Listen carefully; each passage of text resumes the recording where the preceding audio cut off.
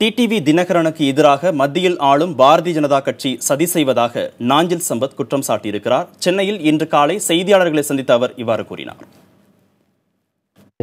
எதனால் இந்த மாதிரி நடவடிக்கை எடுக்கிறாங்கன்னு பார்க்குறீங்க? அதாவது திராவிட இயக்க ஆட்சி தமிழ்நாட்டில் இருக்கக்கூடாது என்று அவர்கள் கருதுகிறார். திராவிட இயக்கத்தினுடைய போர்க்குணங்கள் நிரம்பிய ஒரு தலைவனாக இன்றைக்கு டிடிவி தினகரன் அவர்கள் கண்ணுக்கு தெரிகிறார்கள். ஏன்னா ஒரு அமைப்பை முன்னெடுத்து செல்லவும் வழிநடத்தவும் ஒரு வசீகரமான தலைமையாக இன்றைக்கு டிடிவி தினகரன் தலைமை இருக்கிறது.